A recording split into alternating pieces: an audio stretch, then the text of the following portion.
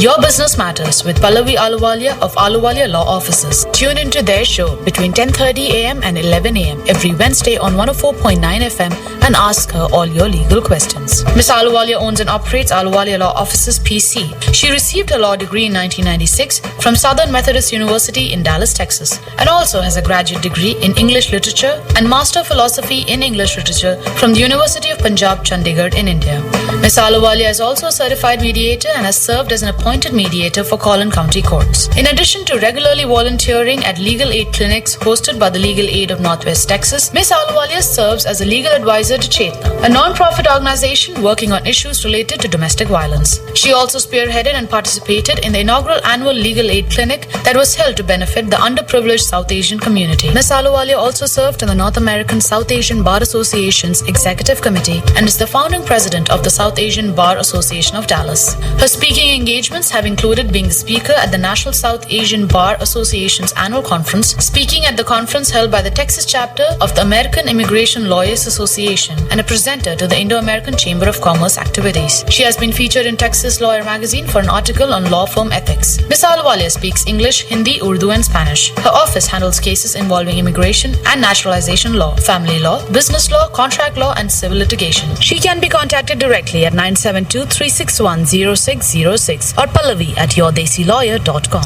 And you can log on to that website, Pallavi, yourdesilawyer.com. Let me get back to that. It's yourdesilawyer.com, which will take you to the website. It will redirect you to the website ahluwalialaw.com. And to get in touch with them for private consultation, the number is 972-361-0606. Yes, do take an appointment and yes, you can get to see her and ask your questions privately. For now, if you have a question, we will be more than happy to take your question on air because we have Pallavi Ahluwalia right now live on air with us answering all your legal questions. So if you have any question related to employment or family-based immigration matters, family law, corporate law or civil matters, give us a call 972-235-5555. That's the number 972-235-5555. This is Your Business Matters with Pallavi Ahluwalia. Get ready to welcome Pallavi on the airwaves of Anisha Radio 104.9 FM. A very good morning to you, Pallavi. How are you? A wonderful morning to you. Me too. I'm very well. I'm glad to be here, part of your morning on Wednesdays with Your Business Matters. As everyone knows, that we're here from 10:30 to 11, and hope to be able to answer questions for the community, whatever those questions may be. We know we mostly have immigration questions, and we welcome those. And before I start off, as always, I would want to give a few updates and just to keep everyone up with what is of concern or what's happening, and that y'all can read up more on that, of course. So today it seems to be that President Trump is appearing with a pair of conservative Republican senators at the White House, and this is going to happen today, Wednesday, to unveil legislation that's aimed at slashing legal immigration levels over a decade. So at this point, combined whether from family-based as well as from employment-based, that total number of green cards per year is about 1 million. It's of course shared by different countries, and 7% of that is shared between countries. And we know that Indian citizens in EB3 and EB2 have been backlogged for several years, with some predictions saying that EB3 takes about 20 to 25 years by the time it actually gets you and your family a green card. So it's kind of a little pathetic when it comes to that. Now, on top of that, we have this legislation, which is, if you want to look for it later, it's called Reforming American Immigration for Strong Employment. It's called RAISE. That's the acronym is RAISE Act. And now, introduction, and this is to tell everyone out there, introduction doesn't mean passage. It just means that it's been introduced, and it'll and we'll see how it fares, because everybody has to agree that they have to reduce the million green cards a year here for this to work. So, and then the other thing that I wanted to point out to people, and this is to just go back to ahluwalialaw.com. We keep on posting different blogs, and at this point, I want to bring to your attention this particular one that says that if you do not, so on the list of deportable offenses, we have failure to inform the government of your address. And this may be even for people that have the green cards, have been holding the green cards, but have not informed the government that they've changed their address.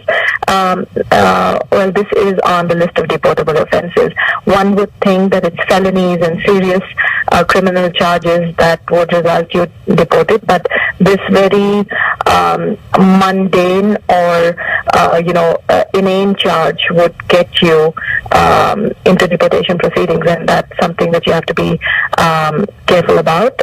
It is your it is required of you to keep the Attorney General updated of your change of address, and that would be by filing that AR11 online.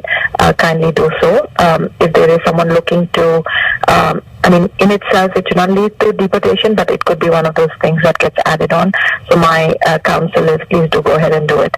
There are other little things on there, and this again, you would go into our blog, which is under From My Desk, and just click on it, and then you'll be able to see the weekly concern or thought that we have to give you some information. And if you pay attention to it, there should be a lot of information out there for you all.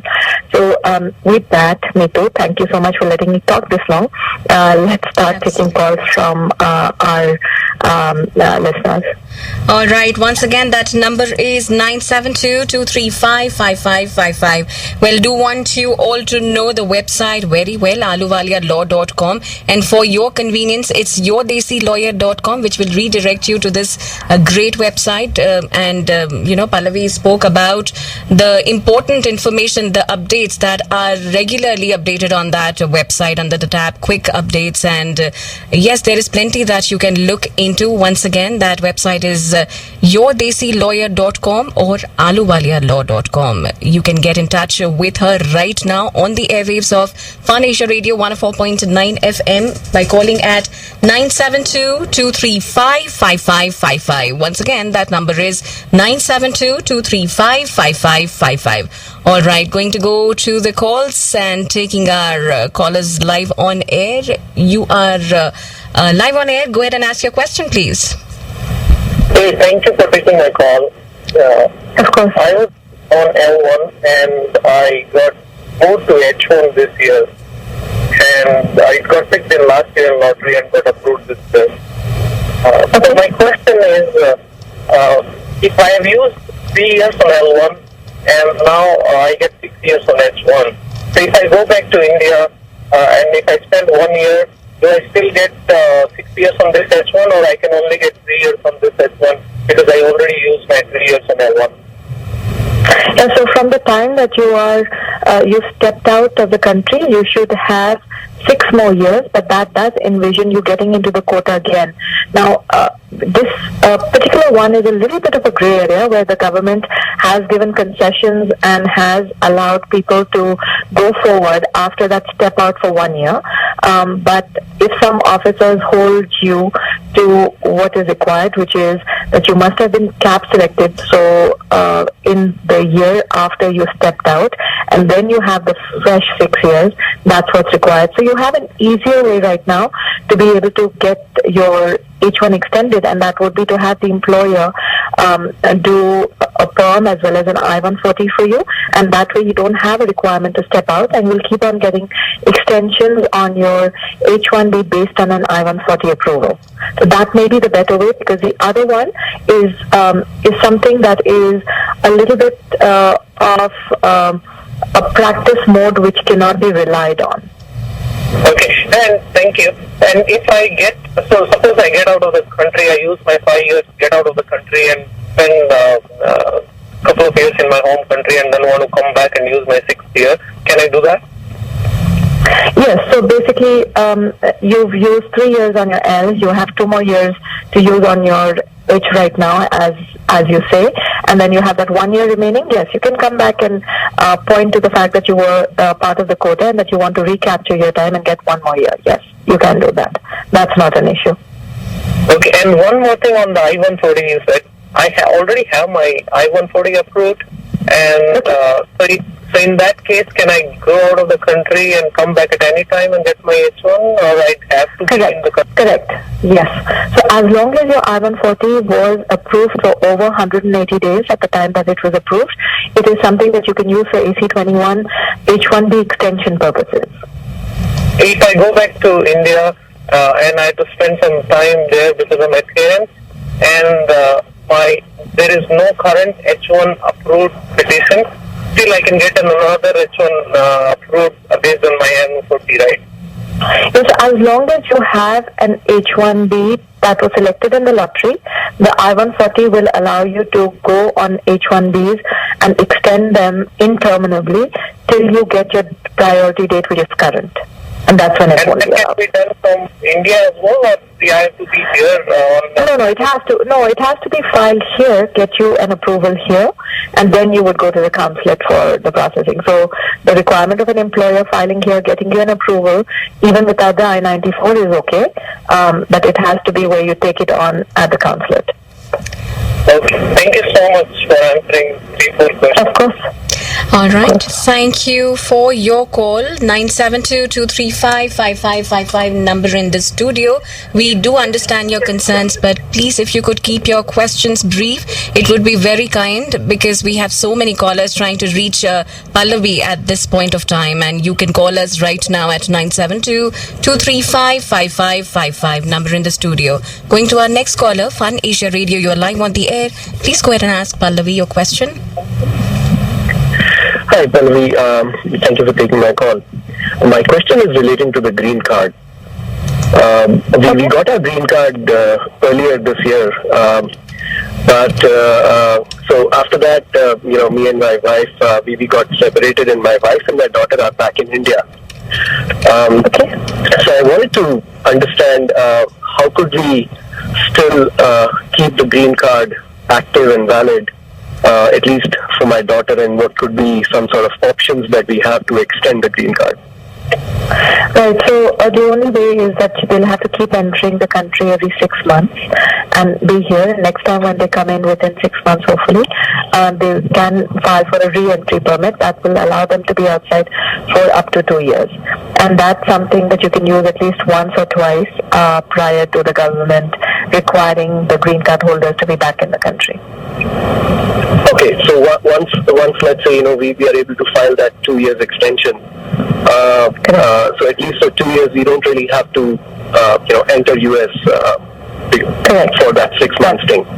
Okay, and we can use that 2 years extension once more again. I mean, is that something which is allowed? So that's something that the government does allow up until now. Now the stance of the government is slightly changing. There's a little bit more strict interpretation against the immigrant, more in the favor of the government not allowing things in their discretion. However, in the past it's not been a problem, but it's something that can be tried for the second time around. And some people have even done it for 3 times, and in the past that's even worked. But at this point I would say just the first time, and then they would come back, wait to apply this, and then see if the government approves it or not. If it doesn't, then they re-enter the country quickly. Okay, and one last quick thing is let's say if we apply for that extension, but after 1 year we kind of come back to US for any reason, does that make it void, or that stays active, the extension part? No, I mean, if they've come back into the country, they're fine. And you can, if they return back to the country, the better thing, rather than using the government's benefit for the re-entry, would be to withdraw that petition. That way, in the sense, even if they visit. So no, if they're visiting here, then they are fine to visit. Okay. And the re-entry permit, if once it's approved, does give them the permission to be outside for 2 years. But if they were to re-enter in the country in the interim, that's fine. They can. Okay. All right. Got it. Thank you so much. All right. All the best. Thank you for your call. 972-235-5555 number in the studio. This is Your Business Matters with Pallavi Ahluwalia from Ahluwalia Law Offices. Going on to our next caller, Fun Asia Radio. You are live on the air. Go ahead and ask your question, please. Hi. My name is Sameer. I am, the question that I had was, so I'm a U.S. citizen, and I got my wife here on an immigration visa 2 years ago, and now it's going to expire this December. So I have two questions. Number one, how early I am eligible to go ahead and apply for The 751. yeah, and also if she wants to go to India and while she's in the proceedings, can she do that? So a couple of answers here for this. 90 days prior to the expiration of the green card, she'll have to wait here till she gets a receipt notice, and the receipt notice should extend her ability to work as well as travel. Now, once in a while, the government will extend the green card itself by kind of punching through it when she goes for her biometrics, and that will allow her to use it.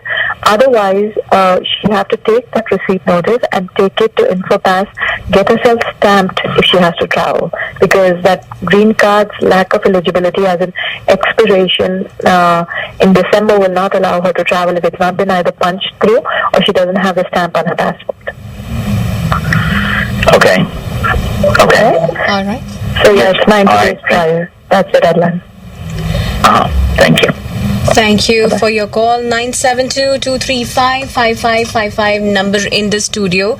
Once again, do want to share with you all the website, yourdesilawyer.com, which can redirect you to aluwalia.com, and you have plenty of things that are very useful for you, that might be very useful for you, that you can find right up there in quick updates as well.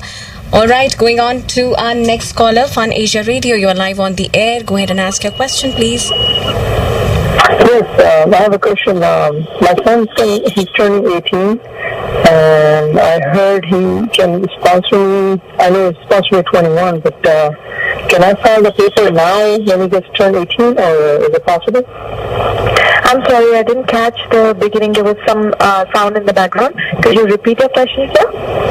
Yeah, my son's turning 18, and he can file the paper now. I know it's 21, he can sponsor me, but can he file a petition for me? Or? What? Yeah, no, he can't. Not till he's 21. For eligibility, so for filing a petition for someone else is at 21. At 20, so nothing right now? Not right now. Oh, okay. Thank you for your call. 972-235-5555 number in the studio. If you want to get in touch with her beyond the show, well, you can call her at 972-361-0606 for a private consultation. Going on to our next caller, Phanisha Radio. You're live on the air. Go ahead and ask your question. Good morning. I just wanted to thank Pallavi. She has such a wonderful style of encouraging our listeners, and her caring nature is really coming out loud and clear. So thank you, Pallavi. Thank you so much. Very kind of you. Well, thank you. I do absolutely agree with that caller there. Well, Phanisha Radio, you're live on the air. Go ahead and ask your question to Pallavi. Yes, ma'am. The question that I have is, I have filed as a U.S. citizen. I have filed for my father, and I filed it in December of last year, and it's already August, and I still haven't heard anything. So when I did it for my wife, it didn't take this long. I must have finished the whole process in like a 8 to 9 month period, and for my father it is taking way too long. So is this normal, or I have made some mistakes in my paperwork or something? No, so if you would have made mistakes, you should have heard from them via means of a request for evidence, which is where they'll challenge the paperwork that was submitted. If you don't have that, it's still pending processing. if your father, is he in the country when he was filed? Is it No, he's in India, and like I said, I mean, I'm a citizen, and I filed it December 21st. Yeah, that's a little odd because it should not take more than 5 to 6 months for this first step, which is the I-130 to clear. So I'm wondering if somebody put it in a different pool by any mistake. Now, do you have the receipt noted? Does it say immediate relative on it? Yes, ma'am. So I have. Go ahead. So if it does say that this is an immediate relative, then it is in the correct pool. It may just be facing some processing delays. 8 months is a bit long.